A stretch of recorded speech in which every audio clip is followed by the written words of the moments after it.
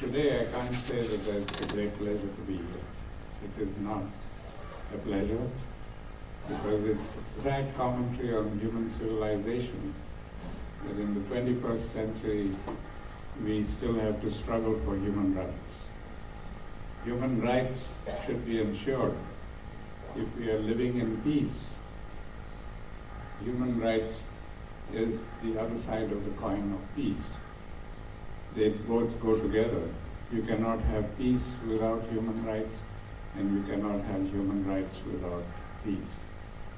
It's an indication that we are not living in peace today, that we have very bad relationships with everybody, and that reflects in the erosion of human rights and the suffering that people have to go through.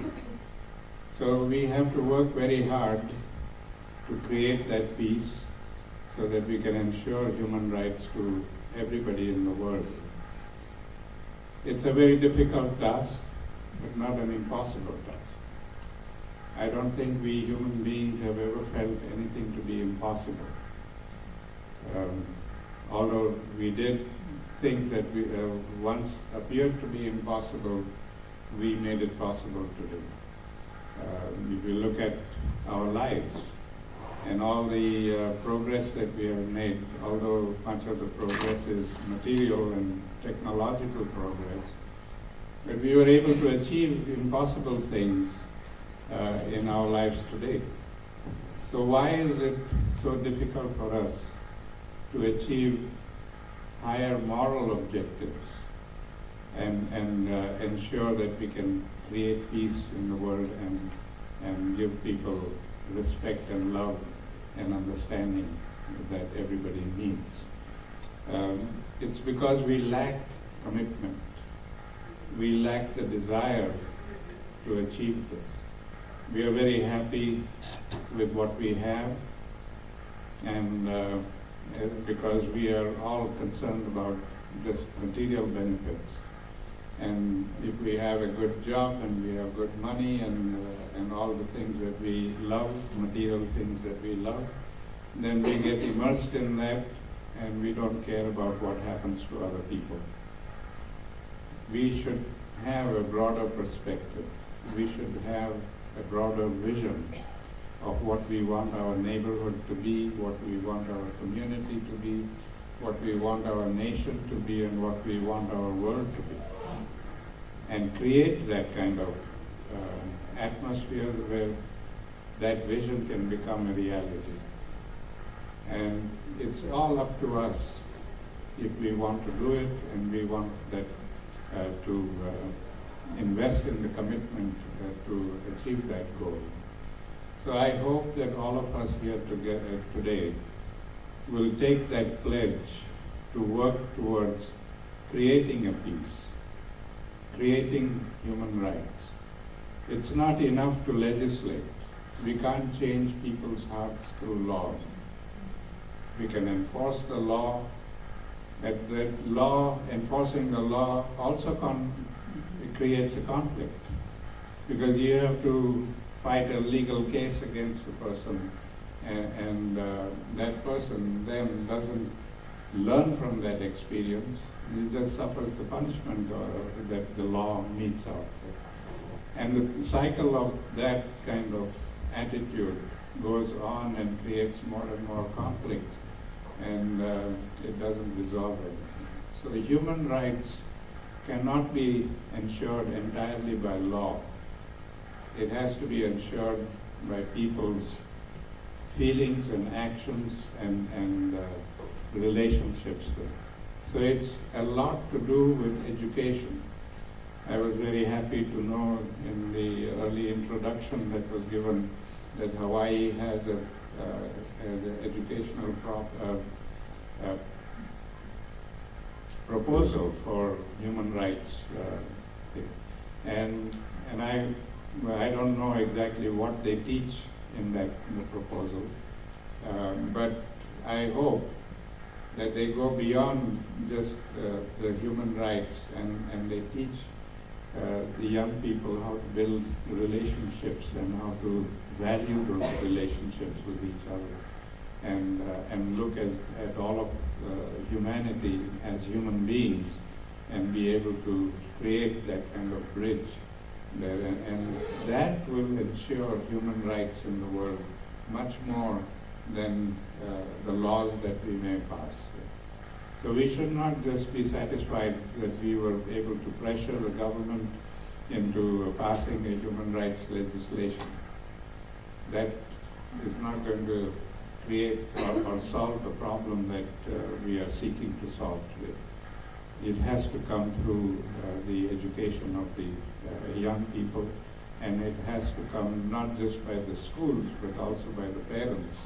It has to be lived at in our lives. My grandfather used to say that we have to live what we want others to learn. If we don't live it, they are not going to learn it.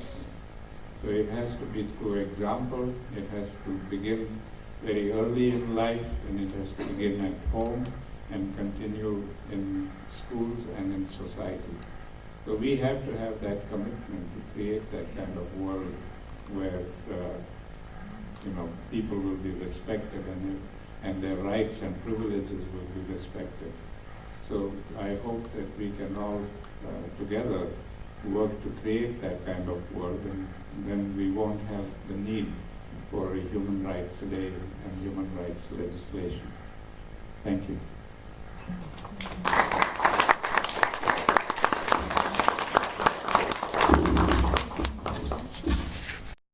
Museums, and we spend the time there.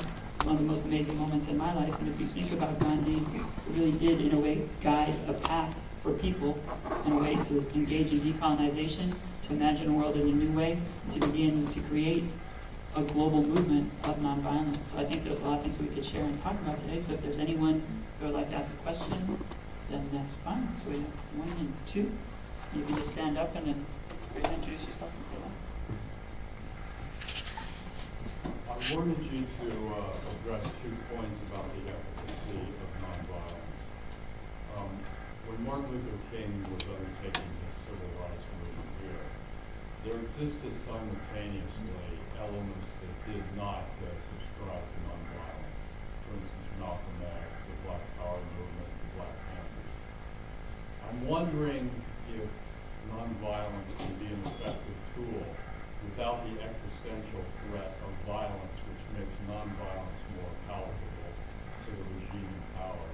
And secondly, when you have a regime that is willing to bring down massive violent power against nonviolent demonstrators, how do you deal with that type of regime? Could you you talked about making friends of enemies, could you make a friend of, say, Hitler or Pol Pot and use nonviolence against them? Sure. This is a major question. You need a whole lecture to answer it, but I'll try to do my best. We live in a culture of violence. Everybody subscribes to a culture of violence, and we resort to violence because it's the quickest thing to resolve a conflict. The person who is more powerful can immediately suppress the opponent and win the war or win the battle. So it's all about controlling through fear, and it's all about winning and losing. And that is easy to achieve, and that's why we as nations, we went into this whole process of building weapons of mass destruction so that our nation can be more powerful than any other in the world. And what that has sparked is a worldwide arms race to build and become powerful. And that becoming powerful it's not only economically draining, but it doesn't serve the purpose, because at some stage somebody is going to break, and we don't win. I mean, we won the battle, seemingly won the battle between the Soviet Union and the United States. when we broke the Soviet Union through economic pressures. Now, I don't think that we really won the battle. We didn't transform them, we haven't made friends with them, and there is still that very delicate situation between the two of us. So, in a culture of violence, nobody really gains anything. It's just the brute force that ensures that you remain secure. In a culture of non-violence, it's not about winning and losing, it's about transformation. We want to transform the person. We don't want to have enemies, we want to make friends of the enemies. And so it takes a lot more effort, a lot more moral effort and spiritual effort to create that kind of an atmosphere where we can look at people who attack us in a friendly way and try to transform them. So I would say that nonviolence is a more civilized way of dealing with conflicts than violent ways and suppression. Now, Martin Luther King faced this problem with his own people, many of whom you named and who were not willing to accept nonviolence there. But my grandfather faced the same situation in India. There were many young Indian people who said this is a waste of time, we need to fight them and destroy the British rule. And they tried in their own little way to disrupt life and create, make it difficult for the British to rule India. They would go and tear up the railway tracks and derail trains, and innocent people were dying there who had nothing to do with this. And so they didn't really win anything. And they just created a more difficult situation. But in answer to your question about how do we react to Hitler and Pol Pot and all, I would say that if we had good relationships with the rest of the world, we would have seen the emergence of Hitler before he became such a nasty person. But we didn't take any note of it. In fact, if we go back to the history books, we will find that in an indirect way, we, the free countries of the world, created Hitler. Because World War I didn't end at all, it just went on into World War II. We would not have had World War II if we had put a proper end to World War I and not demanded the reparations that we demanded from Germany and forced the rule and even went, France went and took over the Rhineland, and the whole world demanded that Germany pay reparations for World War I. Now that reduced the German people to such tremendous economic difficulties that it's unimaginable. To give you an example, in 1914, before World War I, $1 was worth 4 marks. In 1918, $1 was worth 8 marks. By 1920, $1 was worth 3 trillion marks. Can you imagine the economic situation? A housewife had to carry a whole suitcase full of money to go and buy a loaf of bread. People were being paid 3 times a day. When they paid in the morning so they could buy lunch, they were paid at lunch so they could buy dinner, and they were paid at dinner time so they could buy breakfast the next day. When we reduced the German people to that level of humiliation and crushed them into dust, we made it possible for Hitler to emerge and tell the German people that you follow me and I will reinstate you your dignity and self-respect. And so he went berserk in a culture of violence. He thought he was going to destroy the world and become the most powerful person and nation. And that's why we had World War II. So if we don't create the kind of atmosphere that brings about people like Hitler and Pol Pot, these people were not born evil. You know, it's a myth to believe that all of these people were born that way, and once we get rid of them, we are done with it. But we got rid of Hitler, we got rid of Pol Pot, but genocide still continues in every part of the world. So what have we achieved by it? We haven't really solved the problem at all. We are going on fighting and getting rid of evil people, and new evil people emerge all the time. It's like the Hydra-headed giant. You cut off one head and 10 emerges. So, you know, these are aspects that we need to understand. Because we subscribe to the culture of violence, we have become very good crisis managers.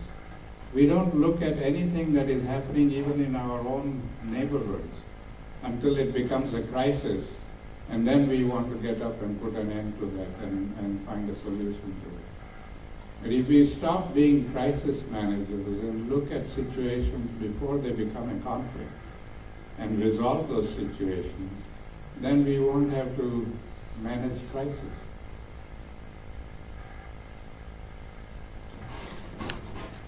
Mr. Gandhi, you use the phrase total nonviolence as a personal, moral, spiritual, family set of choices that we make every day, each of us.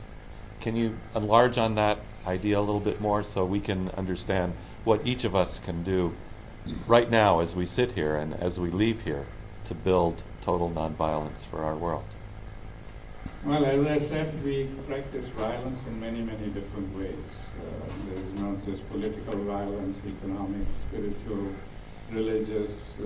Every aspect of human relationship is based in violence. And so we need to create an atmosphere where we can, you know, remove all this violence to the extent possible. I don't think we can really create an absolutely perfect world. I mean, if we look at the fact that we walk around or drive around, we are crushing little life forms all the time. And that is violence too, if we look at it in totality. So does that mean that we become static, we don't move anywhere, and we just remain in one place? That's impossible to achieve. We are going to move, and we are going to create some violence and destroy some things. We don't want bugs in our home, and it's right for us to destroy those bugs for our own health and so on. So a complete, total non-violence is not very possible to achieve. But we can reduce the level of violence to the bare minimum. And that should be our attempt. We are going to reduce the violence as much as possible in our lives and bring it down to almost no violence at all. That should be the objective. It's like children going to school. Every children has the hope, or every child has the hope that he or she is going to stand first in class. But not every child can do it, but they can hope for it.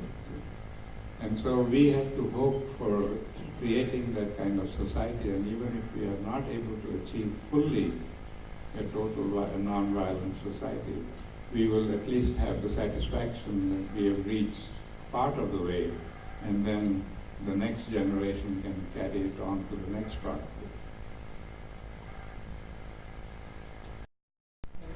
I was wondering what the role of technology and new technologies can play in the struggle for human rights. And I think of the way Twitter was used in Egypt to bring the democratization of that country with it.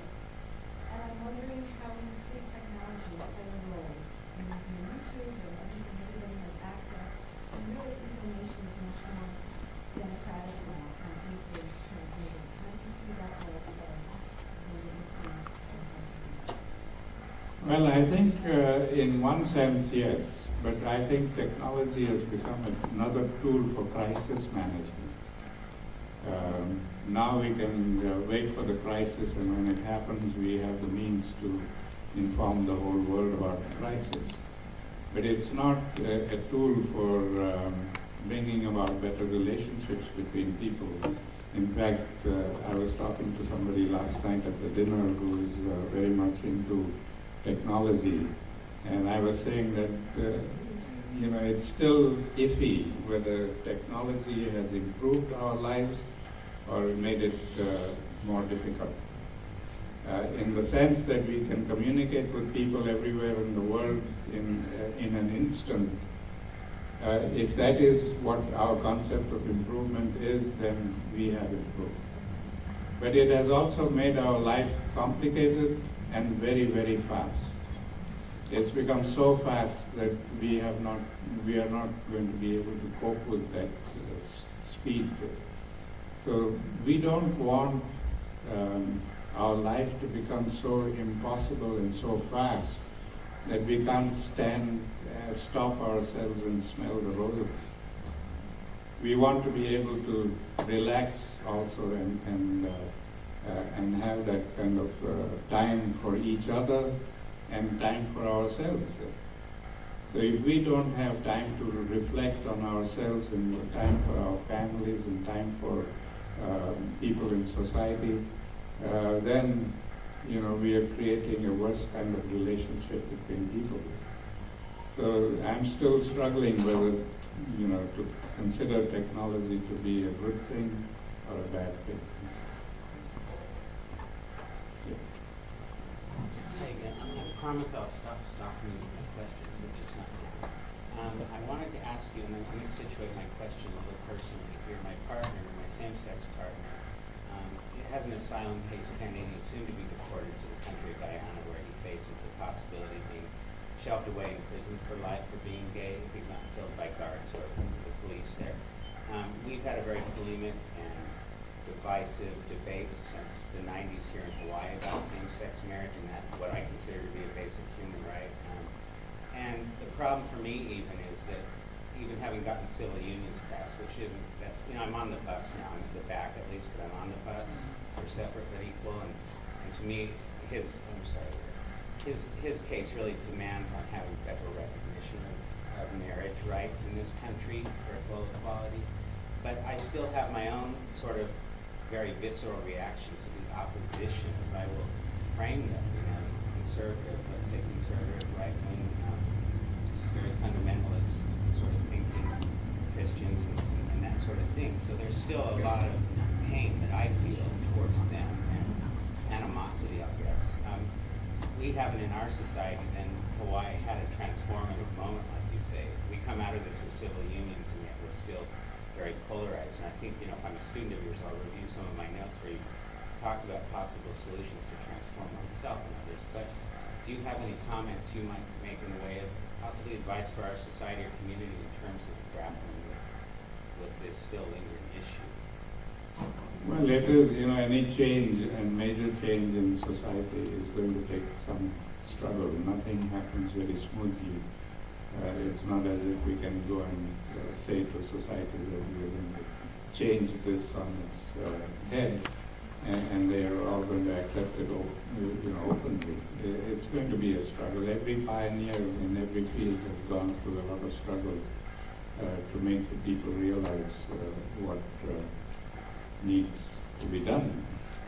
So in that sense, the gay people and gay rights people are going to have to go through that whole process until society understands that this is not something evil. It's eventually a personal right. Just as I have a right to determine who I'm going to marry and have with my wife, every individual has a right to determine what kind of a relationship they are going to have. And it's not society's business what kind of relationship or where we have this relationship, as long as that relationship does not impinge on other people's rights and their freedom. So we have to respect that. But all of these things, are part of the whole culture of violence.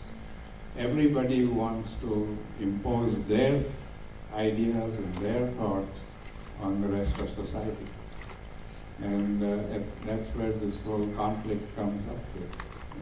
And it's all part of that whole culture. It's only when we have that broad perspective and are willing to give everybody the right to determine what they want to do within reasonable limits, we are going to have to face that difficulty.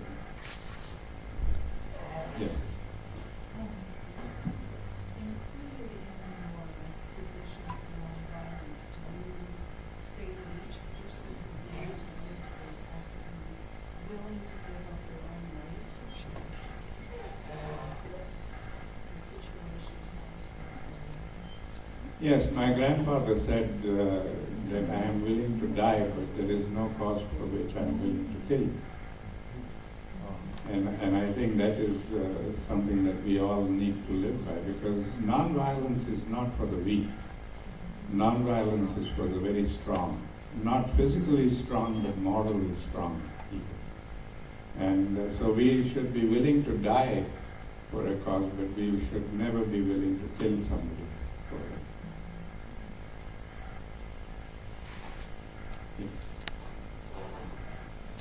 In the English language is in itself violent.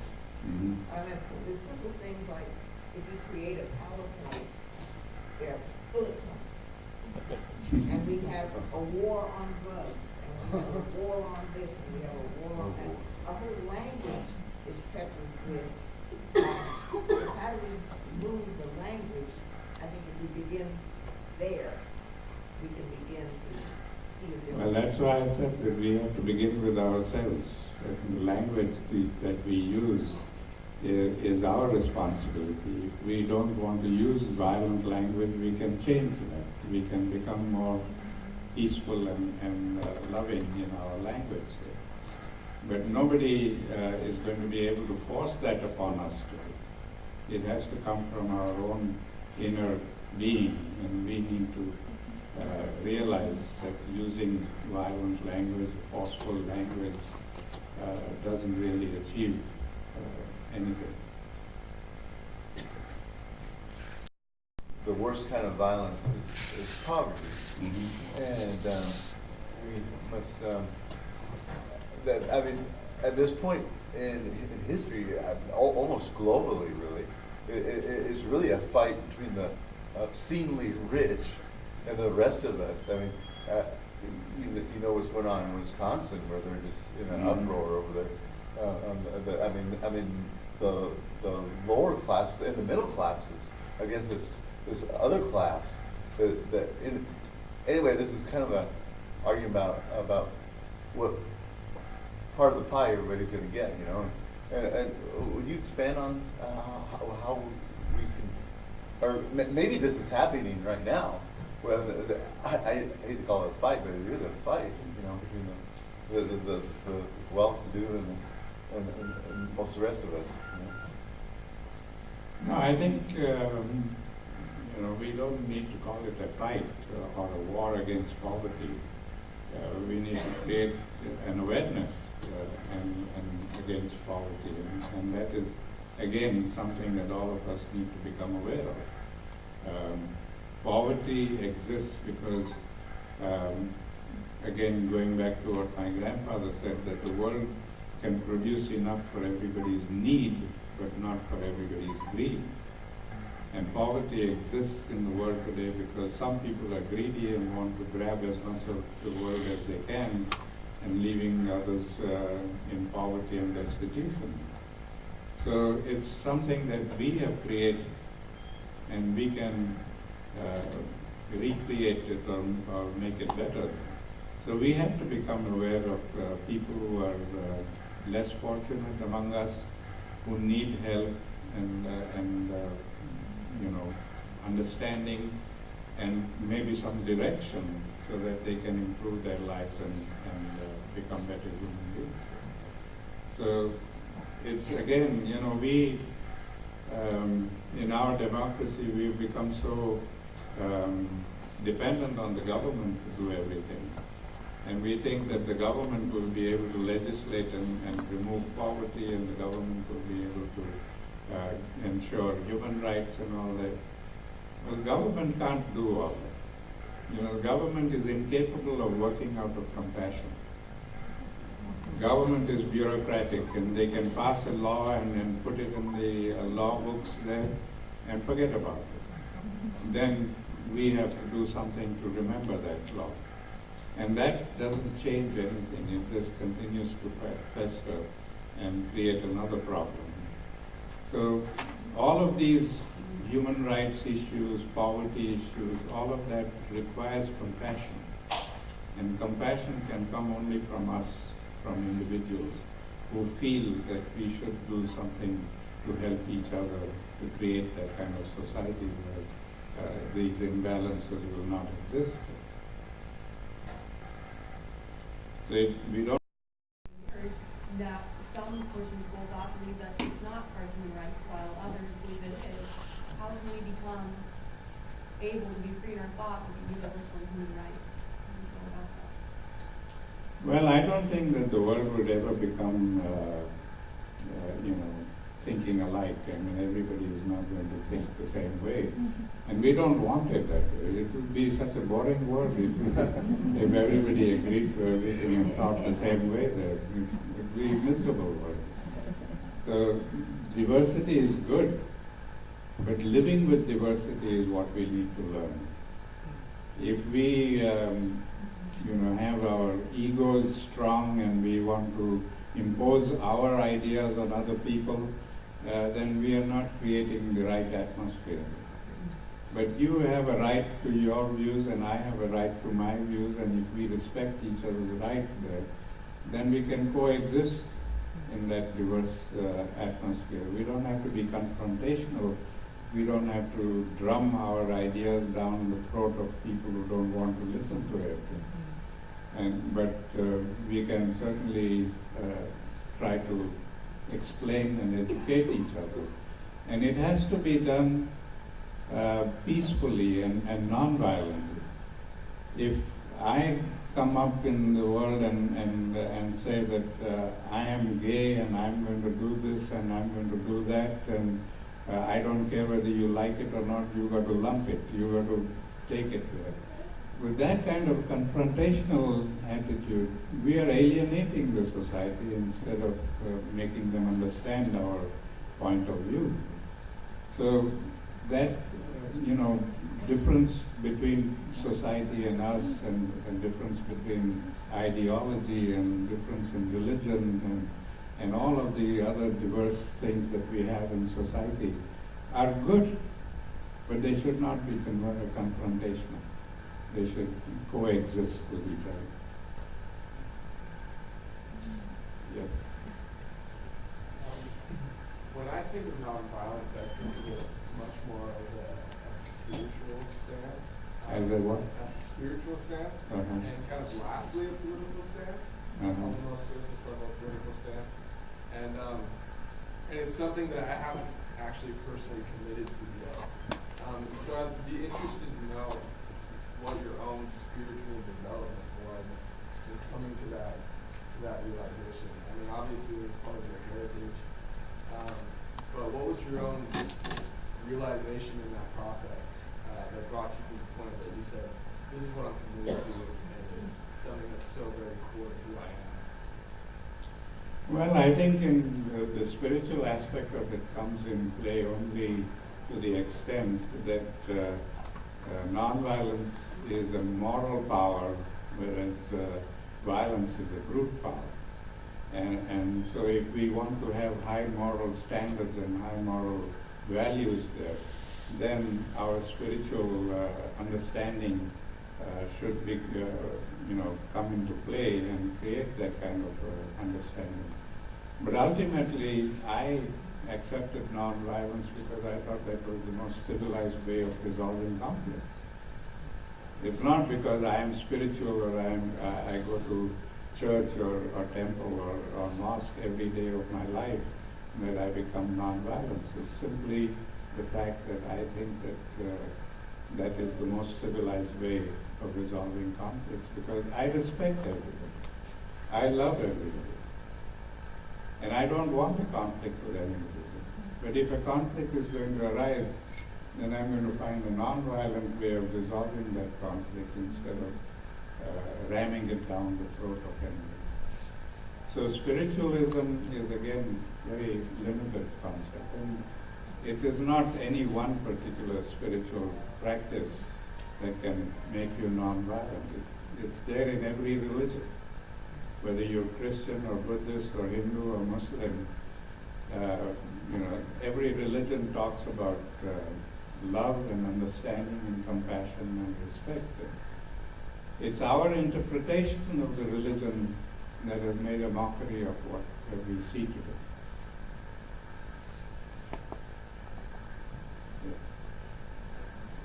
You just mentioned religion, and throughout history, that's been the most violent part of our history, is one religion against the other. Mm-hmm.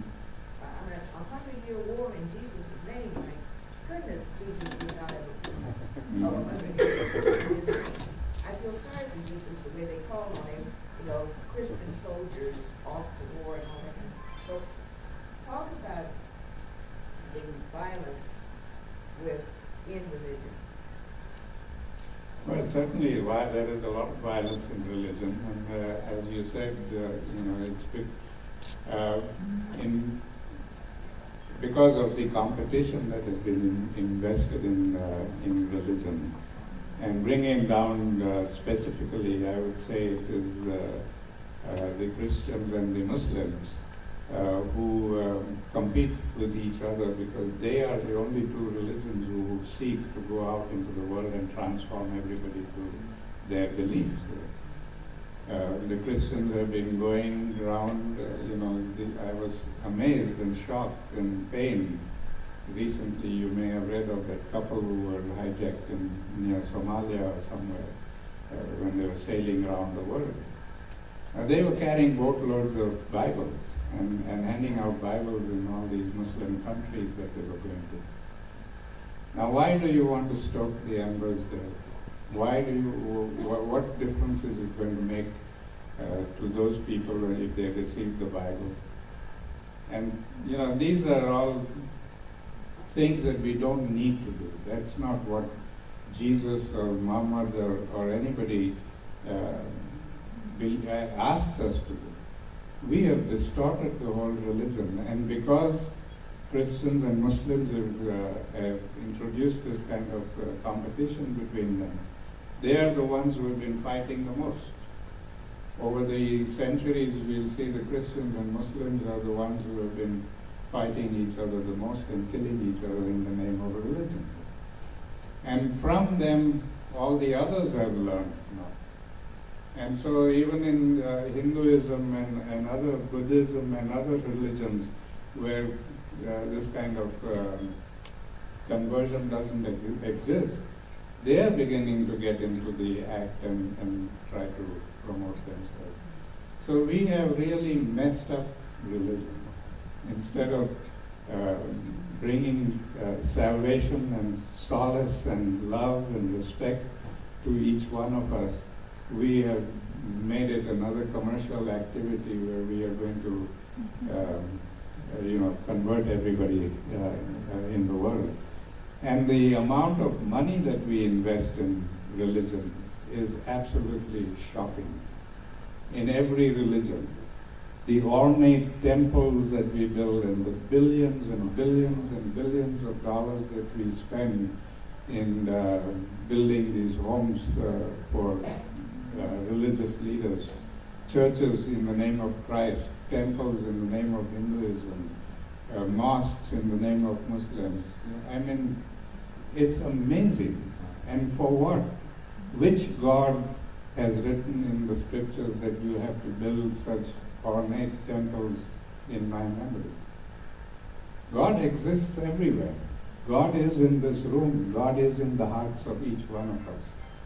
We don't need big edifices or $1 million homes for God. what we have done, in fact, is built these temples and locked God in that temple and told God that you remain there and we will come and worship you when it suits us. And it's gone to such ridiculous extent that we don't even want to go and worship when the football game is going on. So, this is a total distortion of religion. And we shouldn't stand for that. We shouldn't accept that kind of thing. My grandfather believed that we are all one, there's only one God, and we may worship different images of God, but that doesn't make so many different gods. In Hinduism, we are often laughed at by the rest of the world because they think that we believe in 100,000 gods. I don't think that we have 100,000 gods. We have 1 billion gods in India. Because God exists in every human soul. So what Hinduism says is not that there are so many different gods, but there are so many different images of God. Now my image of God may be one. Your image may be another. So I don't know what the true image of God is. So who am I to criticize you and say your image is wrong and my image is right? We are all seeking the true image of God. And that's why I said last night, life is about pursuit of truth, not possession of truth.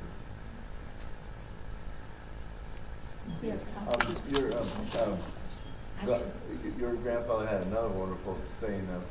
He says, God did not have a religion, and I thought that was profound too. Yeah. Last question. Lucky me, huh? You are the one. I got to go back to the Matrix. I guess as a theological student, I agree with so much that in this way, in that religion has been used basically as a tool for economic gain. Because the source information, when you get to it, it all leads to peace. You don't find the statement of go out and kill somebody. You don't find the statement of being bombers or to go out and build temples for that fact. Those are all part of just man's creation on top of its source books. So it's an interesting observation. Yes, I think religion has been used as another tool to control people. Again, to control through fear. Fear of hell and damnation and so on. It's just controlling people. Well, thank you very much.